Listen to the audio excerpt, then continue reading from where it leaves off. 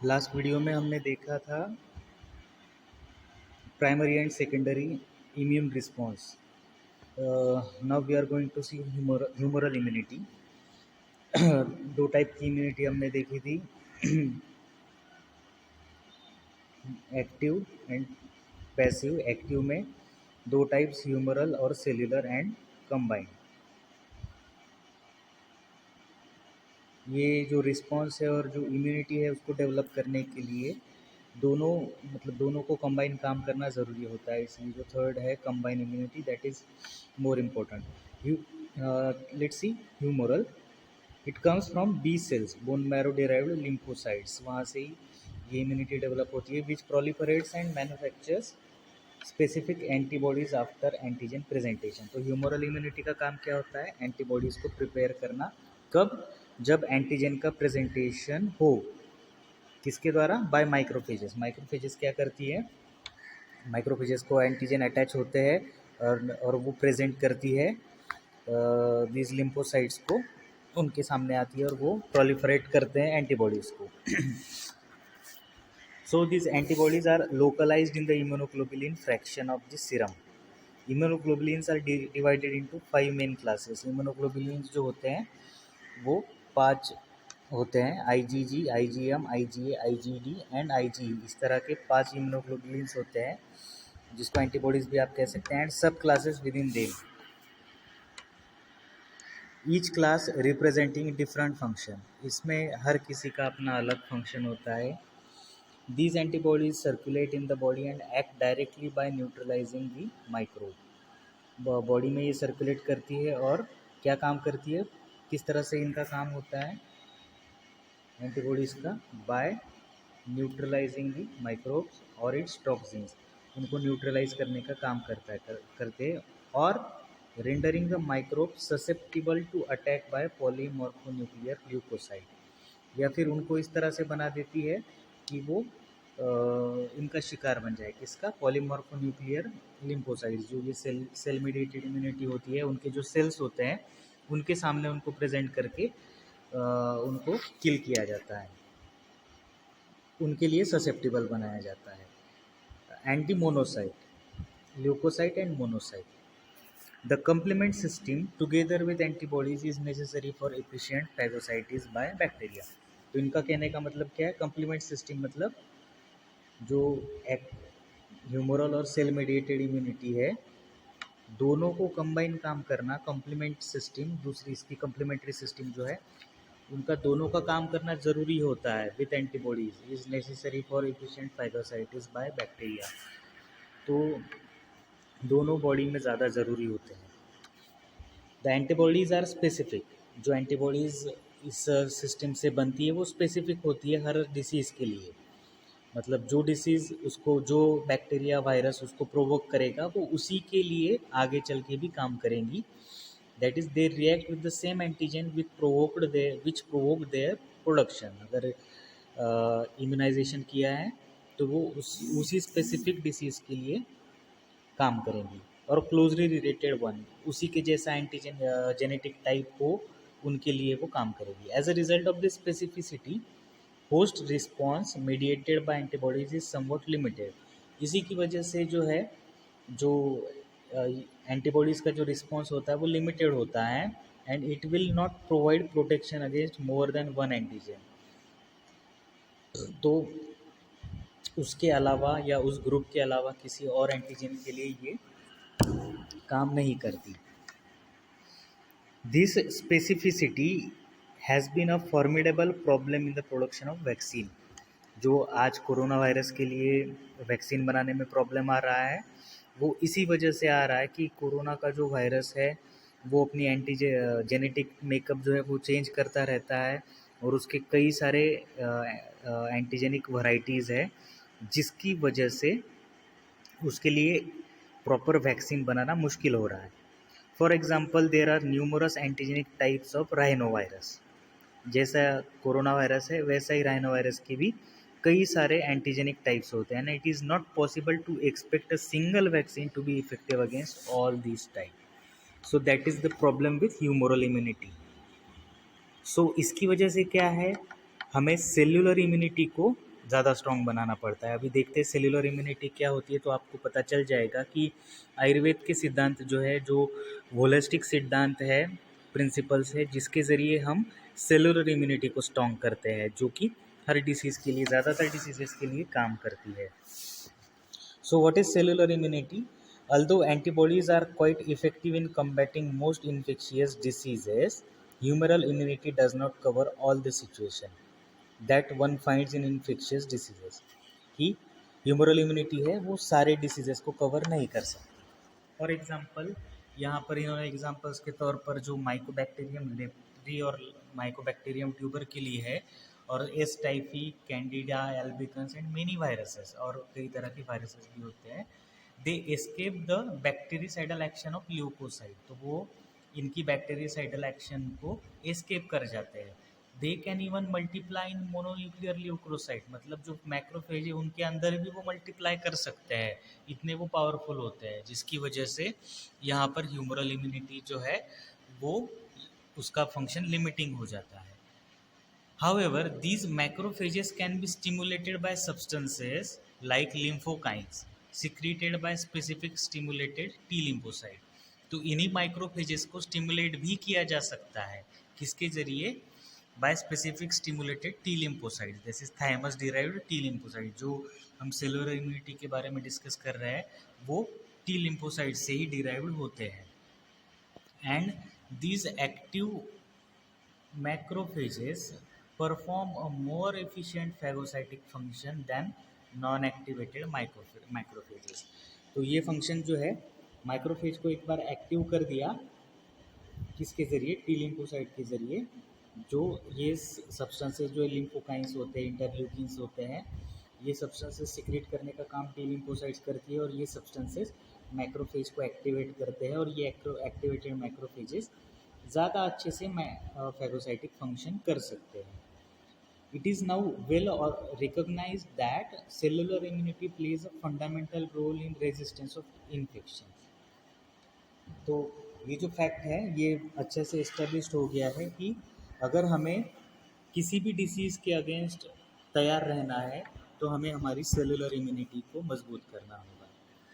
It is mediated by T cells. जो cellular immunity है वो किसके ज़रिए मीडिएट होती है? टी सेल्स, जो यहाँ पर हमने देखे thymus derived lymphocytes, which differentiated into sub populations able to help B lymphocytes.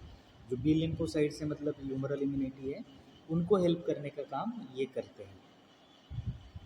T cells जो है they do not secrete antibodies, वो एंटीबॉडी सिक्रेट नहीं करते ह्यूमरल या बी लिम्फोसाइट्स की तरह, but are responsible for recognization of antigen, वो antigen को पहचानने का काम करते हैं।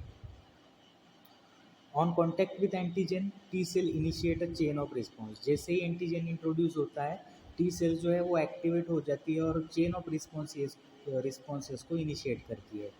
That is activation of macrophages, release of cytotoxic factors, mononuclear inflammatory reactions, delayed hypersensitivity reactions, secretion of immunological mediators like immune interferon। जो जब भी कोई बॉडी में इन्फ्लेमेशन होता है, जो इन्फ्लेमेटरी मीडिएटर्स होते हैं वो जो सिक्रीट होते हैं इन्फ्लेमेटरी रिएक्शंस में, वो सिक्रीट करने का काम टी सेल्स करते हैं। जैसे अगर बॉडी में ऑर्गन ट्रांसप्लांट किया है तो वहाँ पर भी इम्यून रिएक्शंस होती है, इसके लिए वहाँ पर स्टीरॉयड दिए जाते हैं। क्यों? ताकि ये इम्यून रिएक्शंस ना हो। जो ये इम्यून रिएक्शंस होते हैं वो टी लिम्फोसाइट्स की वजह से होते हैं, और स्टीरॉयड्स उनको दबाने का काम करता है। इसी की वजह से क्या होता है, इम्यूनिटी कम हो जाती है। अगर स्टीरॉयड लंबे समय तक के लिए, और जो ऑर्गन ट्रांसप्लांट वाले पेशेंट होते हैं उनमें स्टीरॉयड दिए जाते हैं ताकि वो इम्यून रिएक्शंस जो होते हैं, इन्फ्लेमेटरी रिएक्शन, उनको दबाने का काम करते हैं।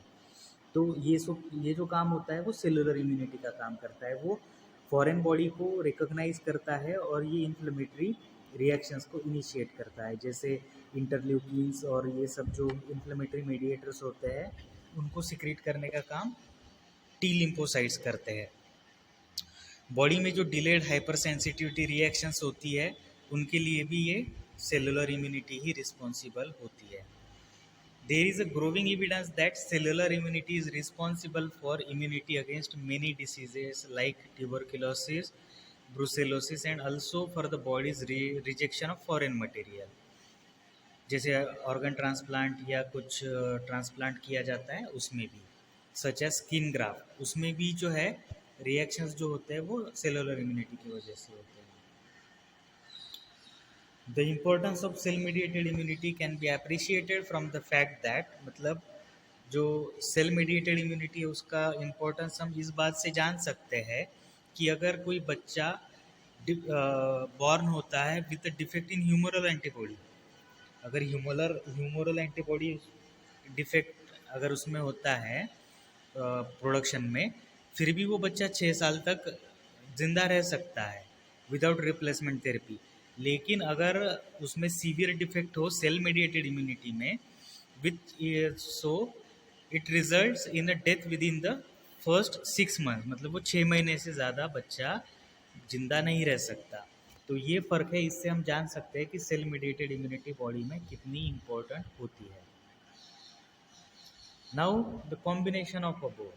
In addition to the B and T lymphocytes, cells which are responsible for recognizing self and non-self, very often they cooperate with one another and with the certain accessory cells such as macrophages and human killer cells, and their joint function constitute the complex events of immunity. तो T lymphocyte और B lymphocytes के जो काफ़ी सारे sales होते हैं वो combine होकर एक साथ काम करते हैं और ऐसे कॉम्प्लेक्स इवेंट्स इम्यूनिटी के क्रिएट करते हैं जिसको जानना मुश्किल होता है. For example, one subset of T cell जैसे helper T cell are required for the optimal production of antibody to most antigens. मतलब हेल्पर टी सेल क्या करते हैं, बी सेल्स को हेल्प करते हैं एंटीबॉडी प्रोडक्शन में मोस्ट ऑफ द एंटीजेंस के against. Another set of T cell जैसे सप्रेसर टी सेल होते हैं, दे इनहिबिट इम्यूनोग्लोबुलिन सिंथेसिस, वो इम्यूनोग्लोबुलिन सिंथेसिस को इनहिबिट करते हैं. Antibody dependent cell mediated cytotoxic cells recognizes membrane viral antigens through specific antibody, where natural killer cells destroy non-specific viruses infected target cells.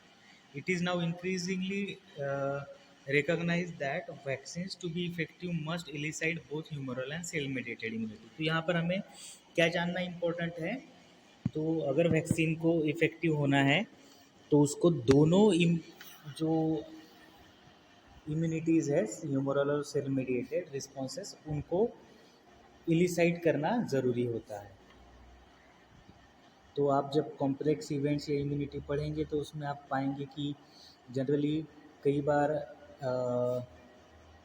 जो ये हमारी immune system होती है वो हमारे ही बॉडी के सेल्स के अगेंस्ट एंटीबॉडीज़ को डेवलप करना शुरू कर देती है, जिसको हम ऑटो इम्यून डिसीज़ कहते हैं. तो उसको नॉर्मल लेवल पे सप्रेस करने का काम सप्रेसर टी सेल करते हैं, जैसे इम्यूनोग्लोबुलिन सिंथेसिस को इनहिबिट करते हैं, ये काम वो करते हैं. लेकिन जब ये ऑटो इम्यून डिसीज़ ज़्यादा बढ़ जाता है तो ये इनका फंक्शन भी फेल हो जाता है या इनमें कोई डिफेक्ट आ जाता है, तब जाकर ऑटो इम्यून डिसीज़ डेवलप होते हैं.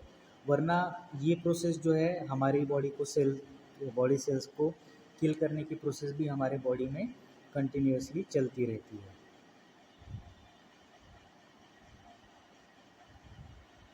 Active immunity takes time to develop. It is superior to passive immunity because the duration of protection, like that of natural infection, is frequently long lasting.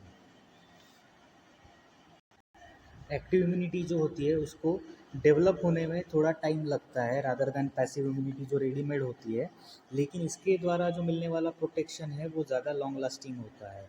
With few exceptions, severe reactions are rare. The protective efficacy of active immunization exceeds that of passive. मतलब इसकी efficacy जो है active immunisation की वो भी passive से ज़्यादा होती है.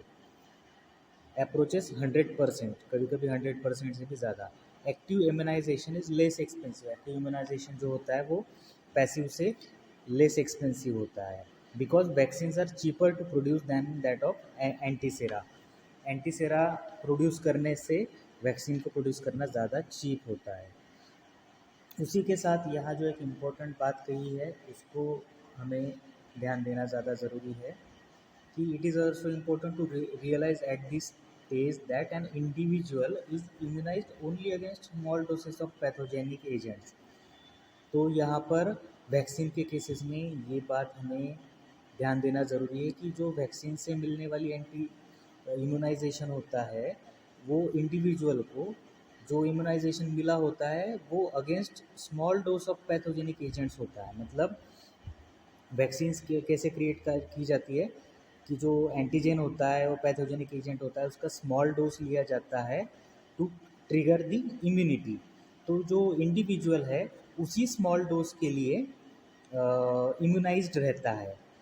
और यहाँ पर आगे ये लिखते हैं कि ऐसे भी थ्रेशोल्ड एग्जिस्ट होते हैं, there exist a threshold at which resistance fails.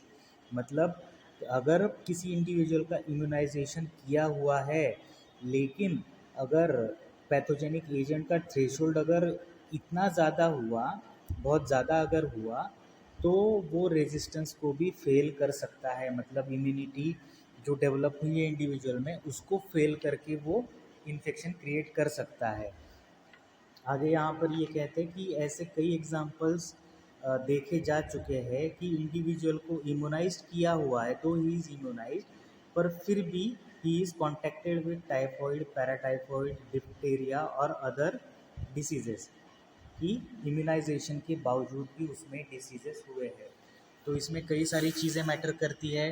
अगर पहले इम्यूनाइज किया हुआ है लेकिन बाद में इंडिविजुअल का जो सेल्फ इम्यूनिटी है या उसका हेल्थ स्टेटस है वो अगर डिटेरियोरेट हो गया है या फिर पैथोजन का थ्रेशोल्ड ज़्यादा है, तो ऐसे केसेस में री इन्फेक्शन होने के या इम्यूनाइजेशन के बावजूद भी इन्फेक्शन होने के चांसेस होते हैं।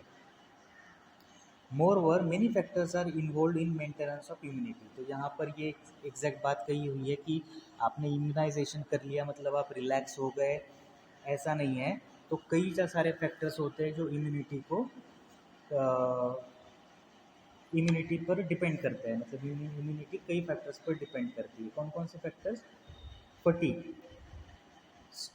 strange surroundings, change of diet, ingestion of drugs, emotional shocks are examples of these factors that can produce a fall in immunity or lowering of the threshold at which resistance to infection fails। तो ये बात यहाँ पर आपको जानना ज़रूरी है कि इम्यूनिटी पर इम्पैक्ट करने वाले ये फैक्टर्स होते हैं। फटीग है, स्ट्रेंज सराउंडिंग है, अगर डाइट में चेंज हुआ है, कुछ ड्रग्स कंज्यूम किए हुए हैं जैसे स्टीरॉइड्स अगर लिए हुए हैं तो भी इम्यूनिटी कम हो जाती है। इमोशनल शॉक है, और इमोशनल शॉक जैसी कई सारी चीज़ें हैं जो that can produce a fall in immunity. तो इम्यूनिटी को आयुर्वेद में या फिर ये जो जनरल चीज़ है इसको ओज के साथ कंपेयर किया जाता है, बल और ओज के साथ। तो अगर यहाँ पर इस कंटेक्स्ट में अगर हम देखें ये सारी चीज़ें हैं, इनको मैं अगर आपको एक श्लोक में बताऊं तो ओजक क्षय के जो लक्षण बताए हुए हैं, जो कारण बताए हुए हैं, उस पर अगर हम ध्यान दें तो वो क्या है? ओजः क्षीयेत कोपक्षु ध्यान शोक श्रमादि भी। मतलब ओज का क्षय कब होता है? ओज क्षीयेत मतलब ओज का क्षय होता है कोप मतलब कोप करने से या एंगर करने से, गुस्सा करने से। कोप क्षुध मतलब भूखा रहने से। क्षुध मतलब क्षुधा है और जब क्षुधा ज़्यादा होती है और डाइट नहीं मिल पाता तो ऐसे केसेस में भी ओज का क्षय होता है। जैसे हॉस्पिटल में जाते वक्त हम हमेशा कहते हैं कि आपको ब्रेकफास्ट लेकर जाना है या भूखे पेट नहीं जाना है। तो भूखे पेट ओज क्षय होता है जिसकी वजह से इम्यूनिटी कम होती है, और पर्टिकुलरली सेल मीडिएटेड इम्यूनिटी कम होने की वजह से जैसे ट्यूबरकुलोसिस जैसे इन्फेक्शंस वहाँ पर ट्रिगर हो सकते हैं। तो ओज क्षेत्र कोप क्षुत ध्यान, ध्यान मतलब क्या? चिंता करना। तो ज़्यादा चिंता करने की वजह से इमोशनल शॉक या ज़्यादा स्ट्रेस की वजह से, स्ट्रेंज सराउंडिंग्स जो इन्होंने दिया हुआ है उस तरह के हालात की वजह से इम्यूनिटी डाउन हो सकती है। ध्यान, शोक जैसे इमोशनल शॉक है, जैसे शोक है, और श्रमादि भी जैसे श्रम किया मतलब फटीग है तो श्रम करने के बाद भी ओजक क्षय होता है। तो ये सारे फैक्टर्स जो है वो आयुर्वेद में ऑलरेडी कहे जा चुके हैं जो इम्यूनिटी पर इम्पैक्ट करते हैं। तो ये पार्क का बुक है, यहाँ से आप क्लियरली देख सकते हैं कि इन्होंने भी इम्यूनिटी इन चीज़ों पर डिपेंड होती है, ये क्लियरली कह दिया है। सो नेक्स्ट है passive immunity. So now we will see passive immunity. Passive immunity क्या होती है? कई बार आपको एग्जाम्स में एक्टिव इम्यूनिटी और पैसिव इम्यूनिटी पर क्वेश्चन पूछा जाता है कि उनमें क्या डिफरेंस है, क्या होता है। सो पैसिव इम्यूनिटी क्या होती है? It is nothing but the readymade antibodies. Readymade antibodies मिलना, that is the passive immunity. When antibodies produced in one body, human और animal, are transferred to another to induce protection against disease. कि किसी और के body में जो antibodies बनी हुई है उसको वहाँ से निकाल कर ट्रांसफ़र कर दिया जाए दूसरे इंडिविजुअल में, to another to induce protection against disease. किसी डिसीज़ के लिए प्रोटेक्ट करने के लिए अगर उसको रेडीमेड एंटीबॉडीज़ दे दी जाए, that is the passive immunity. In other words, the body does not produce its own antibodies but depends upon readymade antibodies. की बॉडी जब खुद की एंटीबॉडीज़ नहीं बना सकती और दूसरे से रेडीमेड एंटीबॉडीज़ पर डिपेंड रहती है, so that is passive immunity. Passive immunity में बी इंड्यूस्ड किस किस तरह से? By administration of an antibody containing preparation. पहली चीज़ कि रेडीमेड एंटीबॉडी वाला जो प्रिपरेशन है, जैसा इम्यूनोग्लोबुलिन्स या एंटी सीरम, अगर वो रेडीमेड है तो उस पर उसको एडमिनिस्टर किया जाए। जैसे कि अभी कोरोना के जो पेशेंट्स हैं उसमें एंटी सीरम, जो सीरम लिया जाता था, जो ऑलरेडी रिकवर्ड हो चुके लोग होते हैं उनमें उसकी एंटीबॉडीज़ डेवलप हो जाती है, तो उनका सीरम को पूल करके उसको पेशेंट्स में रेडीमेड एंटीबॉडीज़ को एडमिनिस्टर करना, ये एक ट्रीटमेंट की जा रही थी। सो that is the passive immunity. Bye transfer of maternal antibodies across the placenta, जो बच्चे को रेडीमेड एंटीबॉडीज़ बर्थ के वक्त मिलती है थ्रू प्लेसेंटा, और ह्यूमन मिल्क के थ्रू भी जो आईजी एंटीबॉडीज़ मिलती है, so that is the type of passive immunity. Third one, by transfer of lymphocyte, जो लिम्फोसाइट्स होते हैं डायरेक्ट उन्हीं को ट्रांसफ़र कर दिया जाए to induce passive cellular immunity, ताकि वो पैसिव इम्यूनिटी जनरेट कर सके। तो पहली वाली जो थी ये, अगर इसको देखा जाए एंटीबॉडीज प्रिपरेशन, ये पर्टिकुलर डिसीज़ के लिए हो गया। जैसे अभी कोरोना वायरस के लिए पर्टिकुलर एंटीजन के लिए ये दिया जाता है, लेकिन वो भी उतना सक्सेसफुल नहीं हो सका 100%। क्यों? क्योंकि इसका एंटीजेनिक पैटर्न जो है, जेनेटिक मेकअप जो है कोरोना वायरस का, वो डिफरेंट होने की वजह से किसी एक पेशेंट में जो एंटीबॉडीज़ डेवलप हुई है वही एंटीबॉडीज़ सेम दूसरे पेशेंट में बेनिफिशियल होगी ही, ये नहीं कहा जा सकता। क्यों? क्योंकि दूसरे पेशेंट में इंट्रोड्यूस होने वाला जो कोरोना वायरस है उसका जेनेटिक मेकअप डिफरेंट भी हो सकता है, तो वो उसमें उतना यूज़फुल नहीं हो सकता। इसी की वजह से उसको 100% सक्सेसफुल नहीं माना जा सकता। तो ऐसे केस में क्या किया जा सकता है? Bye transfer of lymphocytes. Lymphocytes क्या करती है? डायरेक्टली एंटीबॉडीज़ को जनरेट करती है। बी लिम्फोसाइट जनरेट करती है और टी लिम्फोसाइट जो है वो सेल्स को जनरेट करती है, जो कि ऑल ओवर सारे टाइप के एंटीजेंस को रिकॉग्नाइज कर सके और उनके अगेंस्ट फाइट कर सके। तो to induce passive cellular immunity, cellular immunity को, पैसिव सेल्युलर इम्यूनिटी को जनरेट करने के लिए लिम्फोसाइट को ट्रांसफ़र किया जाता है। But this procedure is not foolproof, it is still under experiments. तो ये अगर एक्सपेरिमेंट सक्सेसफुल हो जाता है, अगर सेल्युलर इम्यूनिटी डेवलप हो जाती है पैसिवली, तो सारे डिसीजेस के अगेंस्ट जो बॉडी है वो फाइट कर सकती है। नेक्स्ट है difference between active and passive immunity. तो क्या डिफरेंस है? जो इम्यूनिटी है is rapidly established, active immunity में जो इम्यूनिटी है वो रैपिडली इस्टेब्लिश्ड होती है, डिफर्स फ्रॉम पैसिव। पैसिव में रैपिडली इस्टेब्लिश होती है, एक्टिव में इस्टेब्लिशमेंट में टाइम लगता है। तुरंत एंटीबॉडीज दे दी तो वो तुरंत ही आगे डिसीज के अगेंस्ट फाइट करना शुरू कर देती है। लेकिन जो इम्यूनिटी प्रोड्यूस होती है it is only a temporary, जबकि एक्टिव इम्यूनिटी में जो इम्यूनिटी होती है वो परमानेंट और लॉन्ग टर्म इम्यूनिटी होती है. It is temporary only for days two months till the antibody is eliminated from the body. ये एंटीबॉडीज जो होती है उनका लाइफ स्पैन खत्म होने तक उनका काम होता है. Then there is a no education of reticuloendothelial system, जो हमने एक्टिव इम्यूनिटी में देखा इम्यूनाइजेशन में, जो कि बेसिस ऑफ इम्यूनाइजेशन है, that is education of reticuloendothelial system. वो पैसिव इम्यूनिटी में नहीं हो पाता. Passive immunisation is useful for individual who cannot form antibodies. ऐसे कुछ इंडिविजुअल्स होते हैं जिनकी इम्यूनिटी या उनका होस्ट डिफेंस इतना कमज़ोर हो जाता है कि वो एंटीबॉडीज़ फॉर्म ही नहीं कर सकते. तो ऐसे इंडिविजुअल्स में पैसिव इम्यूनाइजेशन काम करता है. और for the normal host who takes time to develop antibodies following active immunisation. या फिर ऐसे नॉर्मल होस्ट में जिनमें इन्फेक्शन तो अंदर जा चुका है लेकिन एंटीबॉडीज डेवलप होने में टाइम लग सकता है, तो उनमें पैसिव इम्यूनाइजेशन किया जा सकता है. जो रेबीज़ वैक्सीनेशन होता है वो इस टाइप का वैक्सीनेशन होता है. Now herd immunity. Herd immunity ये वर्ड आपने काफ़ी बार सुना होगा. आजकल कोरोना एपिडेमिक की वजह से एपिडेमोलॉजी की सारी जो टर्मिनोलॉजीज़ है वो नोन होने लगी है. उसमें से ये एक टर्मिनोलॉजी है हर्ड इम्यूनिटी. हर्ड इम्यूनिटी होती क्या है? तो पहले हर्ड इम्यूनिटी का मतलब हम समझ लेते हैं. हर्ड का मतलब क्या होता है? झुंड. जैसे हर्ड पर्टिकुलरली ये वर्ड यूज़ किया जाता है जो भेड़ियों का झुंड होता है, भेड़ बकरियाँ जो होती है उनके झुंड को हर्ड कहते हैं. तो इसको यहाँ पर क्या मतलब है इसका? सो हर्ड इम्यूनिटी क्या होती है? It is a level of resistance of a community और अ ग्रुप ऑफ पीपल. मतलब किसी कम्युनिटी में एक रेजिस्टेंस लेवल आ जाता है किसी पर्टिकुलर डिसीज़ के अगेंस्ट. वो कुछ टाइम के बाद आता है लेकिन वो रेजिस्टेंस उनमें होता है.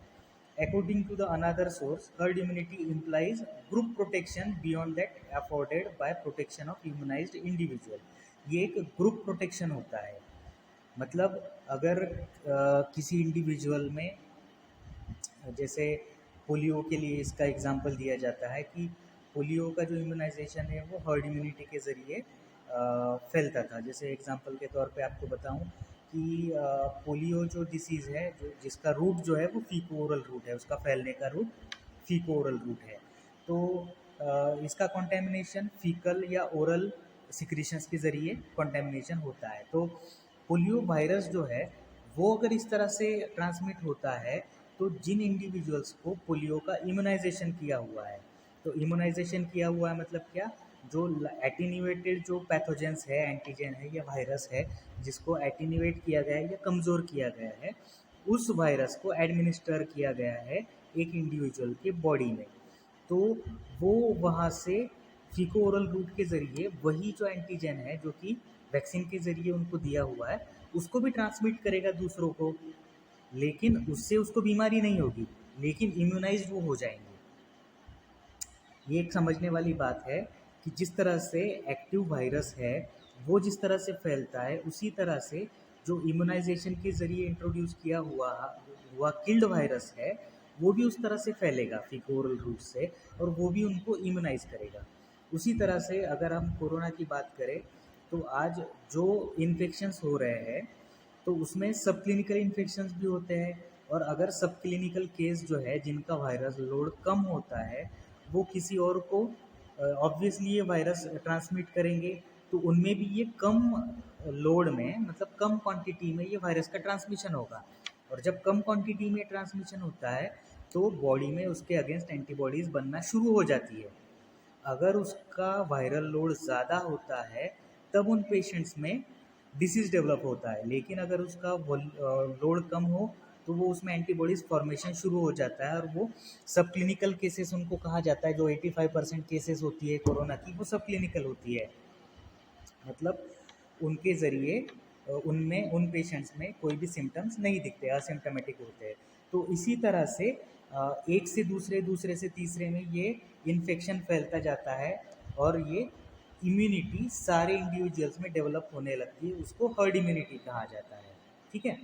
तो इस तरह से पोलियो के केस में कहा जाता था कि अगर हम ज़्यादातर 90% केसेस का इम्यूनाइजेशन कर दें तो जो बचे हुए 10% इंडिविजुअल है वो अपने आप इम्यूनाइज हो जाएंगे। किस तरह से?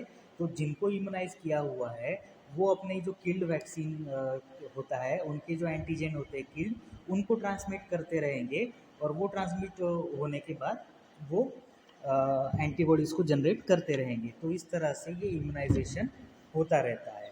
तो इसी तरह से ये ग्रुप प्रोटेक्शन होता है, उसी को हर्ड इम्यूनिटी कहा जाता है। That is, it concerns the freedom from infection of individuals with a herd by a sole virtue of influence of the herd structure on the transmission among the individuals. इसका मतलब क्या है कि freedom from infection of the individual, मतलब बाकी लोगों को infection से फ्रीडम मिल जाता है। किस तरह से? सिर्फ उस हर्ड में रहने की वजह से।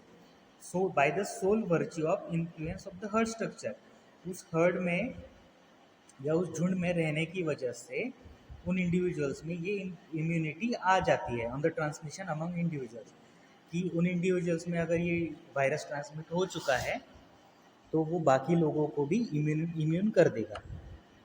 अब आगे क्या है? Herd immunity provides an immunological barrier to the spread of disease.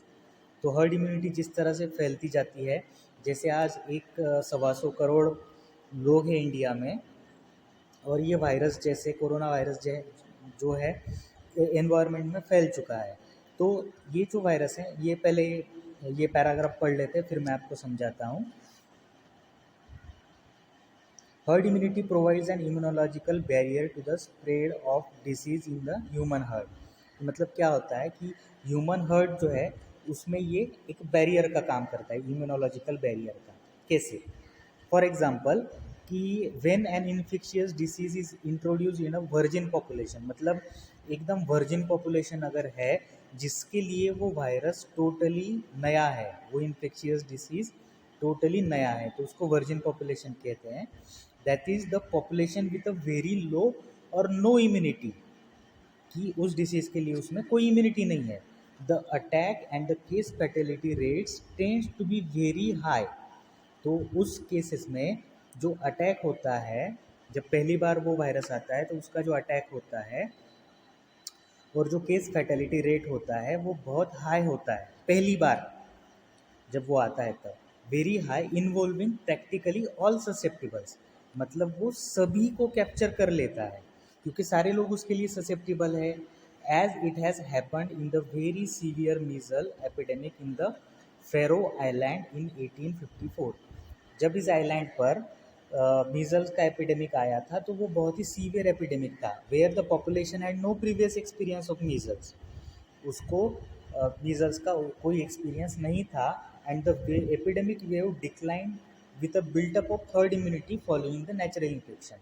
मतलब उस आइलैंड पे मीजल आया जो पहले ही बिल्कुल भी अननोन थी उस वायरस के लिए, तो उसने क्या किया, वहाँ पर सीवियर एपिडेमिक क्रिएट किया। और उसके बाद क्या हुआ? Then the epidemic wave declined.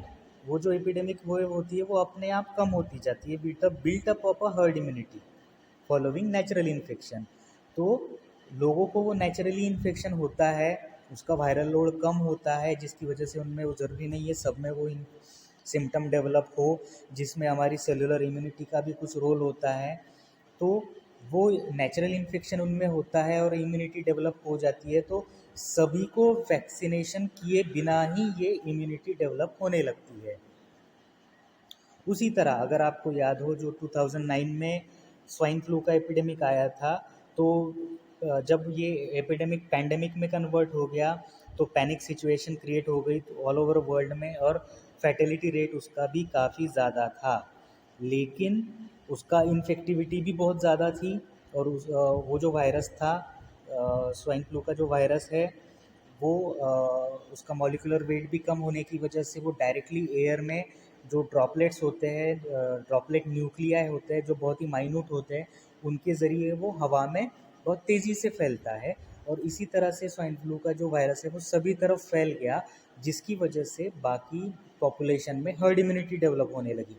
और आपको पता होगा उसके बाद भी जब सीज़न ट्रिगर होता है, जब वायरस का सीज़न होता है फ्लू का, उस सीजन्स में ये वायरस फिर से ट्रिगर होता है, स्वाइन फ्लू के केसेस फिर से देखने को मिलते हैं, लेकिन उसका पैनिक कभी क्रिएट नहीं होता, ताकि उस पॉपुलेशन में हर्ड इम्यूनिटी डेवलप हो जाती है। अब आप समझ सकते हैं कि वो किस तरह से इम्यूनोलॉजिकल बैरियर क्रिएट करता है। तो इसी तरह से ये उस पॉपुलेशन में इम्यूनोलॉजिकल बैरियर क्रिएट हो जाता है, जिसकी वजह से ये केसेस बाद में डिक्लाइन होने लग जाती है। तो सेम सिचुएशन है कोरोना वायरस की भी।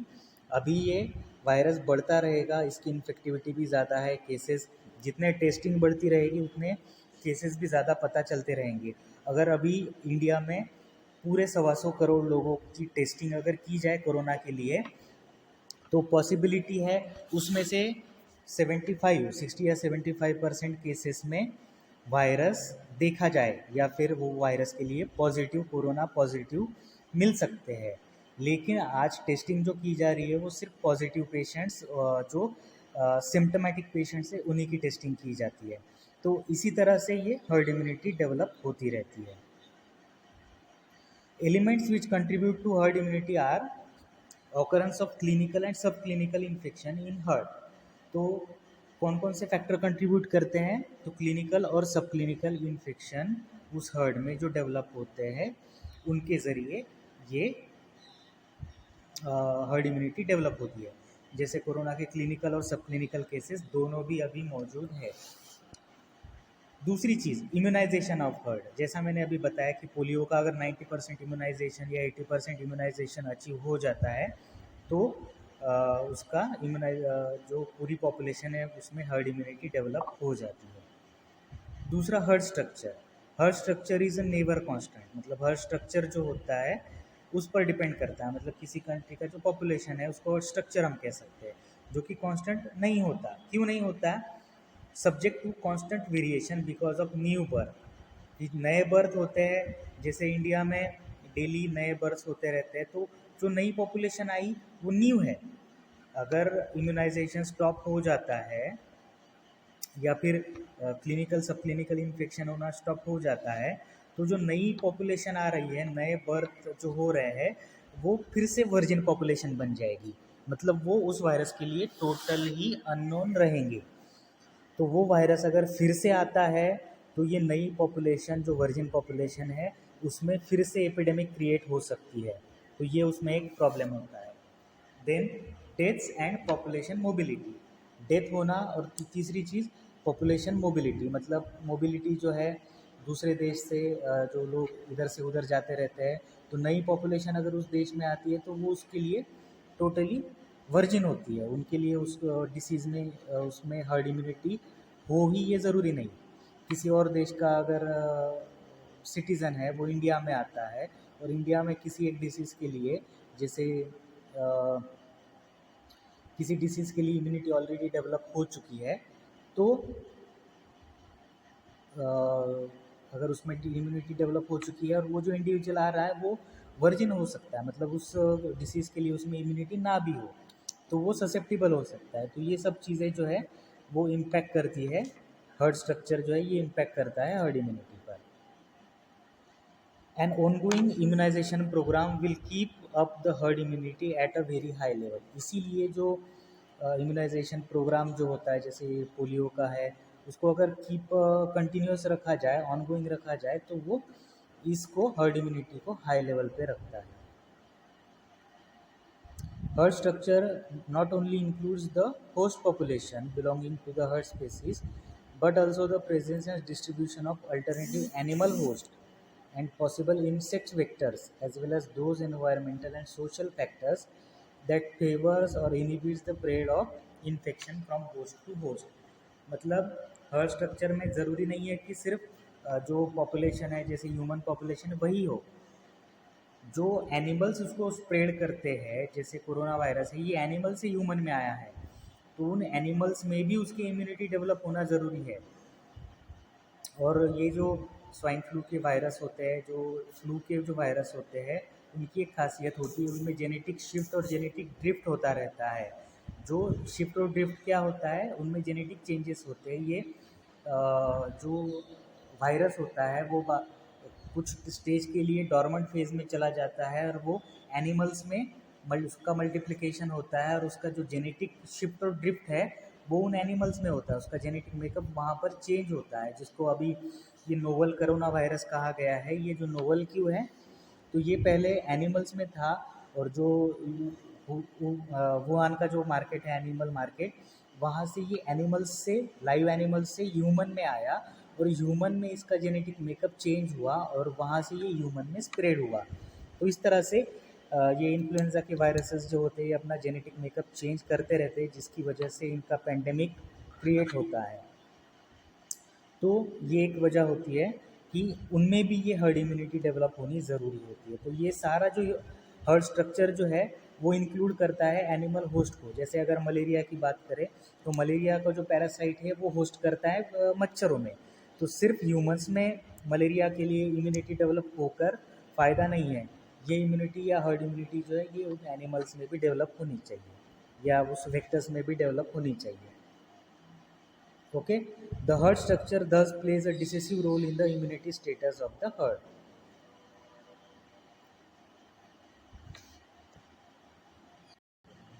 सो द हर्ड इम्यूनिटी के बारे में यहाँ कहा गया है कि हर्ड इम्यूनिटी को हाई लेवल पर मेंटेन करके और ऑनगोइंग इम्यूनाइजेशन प्रोग्राम को कंटिन्यू करके हम किसी डिसीज़ का को टोटली एलिमिनेट कर सकते हैं। जिस तरह से पोलियो काफ़ी सारे देशों से एलिमिनेट हो चुका है, डिप्थीरिया एलिमिनेट हो चुका है, तो उसके एलिमिनेशन में generation of high level of herd immunity and ongoing immunisation programme has played a very important role.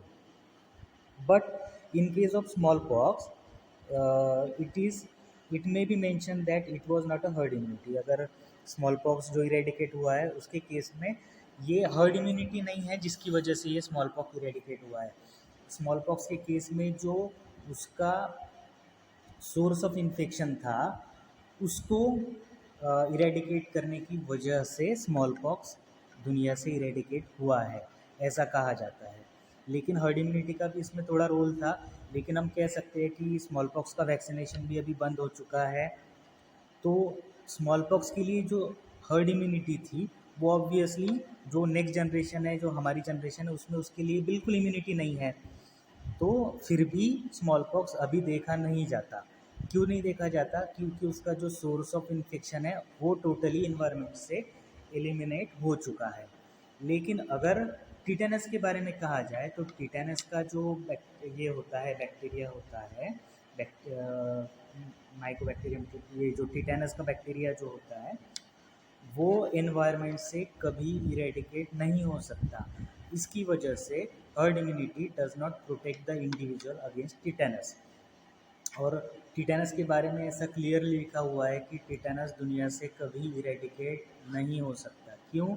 क्योंकि टिटेनस के जो स्पोर्स है वो अर्थ में पाए जाते हैं, मिट्टी में पाए जाते हैं, और जो मिट्टी उसका सोर्स ऑफ इन्फेक्शन है जिसको हम कभी इरेडिकेट नहीं कर सकते। तो टिटेनस कभी दुनिया से इरेडिकेट नहीं हो सकता। तो टिटेनस का जो वैक्सीन है वो हमेशा हमें लेते रहना होगा। और ऐसा भी कहा जाता है कि ये ज़रूरी नहीं है कि 100% पॉपुलेशन हर्ड इम्यूनिटी डेवलप हो for the eradication of immunity. 100% से कम भी हो तो भी कई बार just how much less than 100% is required a crucial question, उसके बारे में भी it is also crucial question. So वो हमारा पॉइंट ऑफ व्यू नहीं है। तो हर्ड इम्यूनिटी आपको यहाँ पर समझ में आ गया होगा। तो इस तरह से हर्ड इम्यूनिटी और ये इम्यूनिटी और इम्यूनाइजेशन और होस्ट डिफेंस जो है उसके बारे में आपको पता होना चाहिए from the point of view of community medicine. So आज का लेक्चर भी काफ़ी बड़ा हो गया है, तो आपको इसको थोड़ा रिवाइज करना है और अच्छे से समझ लेना है कि इम्यूनिटी किस तरह से काम करती है। So thanks for watching this video.